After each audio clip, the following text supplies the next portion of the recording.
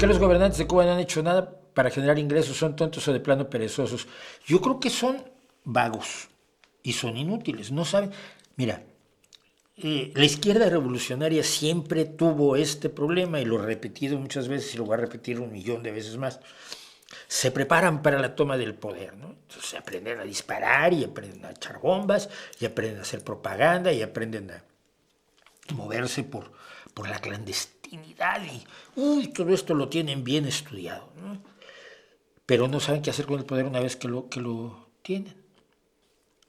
Entonces lo manejan mal. Generalmente las revoluciones manejan mal el poder.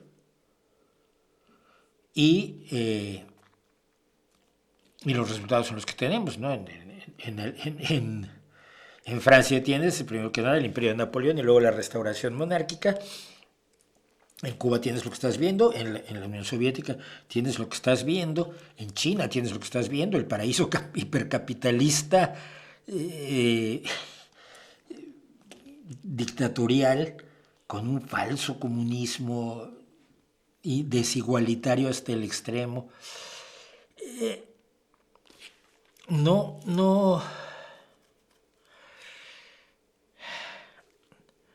¿Cómo lo ponemos?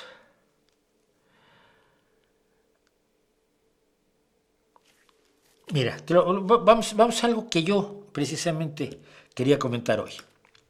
La indispensable rebeldía. Yo soy, y esto lo reconozco, lo admito, y a muchas personas les parece horroroso. Yo soy un reformista. Es lo peor que puede ser a ojos de los marxistas.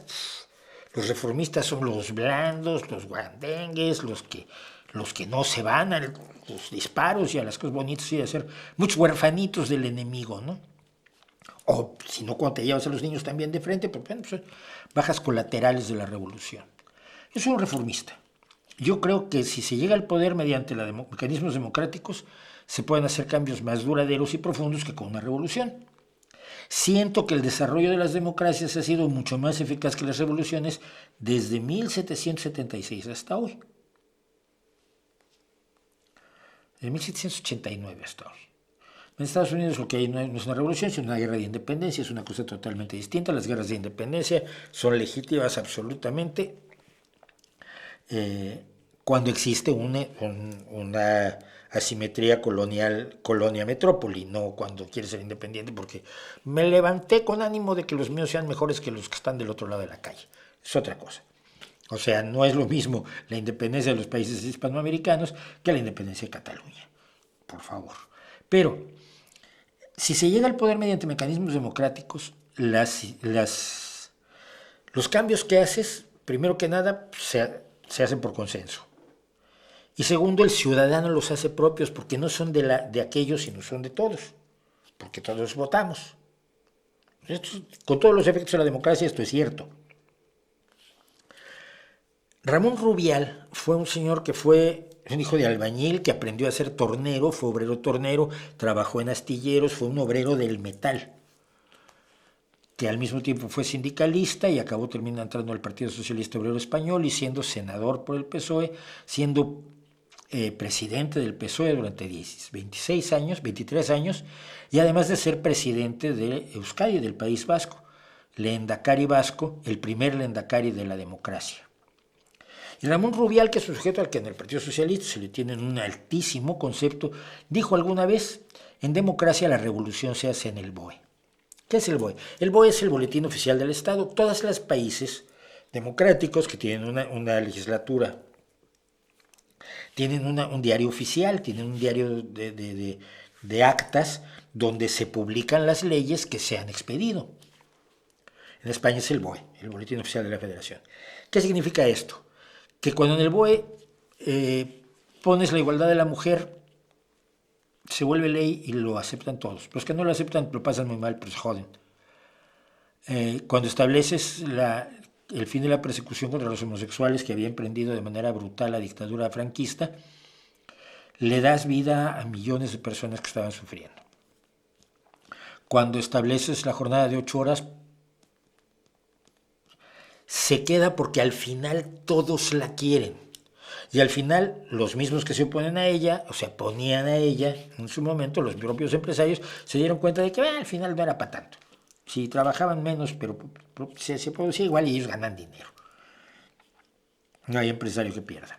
O bueno, los hay, pero son tontos como Donald Trump, capaz de quebrar 2 casinos. Eso es una hazaña que en cualquier club de industriales te lo van a decir, es de carcajada. Bueno, si yo soy un reformista, ¿por qué me encantan los rebeldes? Los rebeldes que gritan más duro, y mientras más jóvenes, mejor. ¿Por qué dije que no hay que ser demasiado duros con los chicos que le echaron sopa a una de las obras cumbre de la historia de la pintura? Son los girasoles de Van Gogh. Porque esos que no pueden esperar, esos que son terriblemente apasionados, son necesarios para cambiar el mundo. Y te voy a poner ejemplos. Mira, yo soy muy fan de los grupos de punk callejero, de punk brusco, de anarcopunk, o le llaman también folk callejero, le llaman como les da la gana, cada grupo le llama como le da la gana. Pero aquí tenemos arriba a la izquierda, tienes a Chumbawamba, que fue el gran grupo anarco, que de hecho tengo tanta cercanía con él, que pude hablar con su líder, con Bob Whaley, que es el que allí aparece de pelo rojo arriba a la izquierda. Pude hablar con Bob Whaley cuando estuvieron usando música de Chumbawamba los nazis de Desokupa. Grupos como Railyard Ghosts, que son los que están abajo de Chumbawamba. Grupos como Junkyard Dogs, que son las 2 chicas que están abajo a la derecha de Chumbawamba. Y hasta abajo un grupo absolutamente impresionante que es ahí, ¿cómo se llaman? Ahora me acuerdo. La voz de ella es espectacular. Esto en el mundo del punk más de calle y de absoluto rechazo al sistema. Y me encantan. Bridge City Sinners, los pecadores de la ciudad del puente. Bridge City Sinners, los de hasta abajo a la derecha. Luego, lo mismo me pasa con el punk celta. O rock irlandés, le ponen de distintos nombres, como ustedes quieran. Arriba a la izquierda están mis grupos absolutamente favoritos, que es Blackwater County, cuya cantante, Shannon Byron, cada día es más estrafalaria y extravagante, ya tiene una pierna totalmente tatuada y va por la otra, pero canta como Dios la niña. Es maravillosa, es un gusto oírla.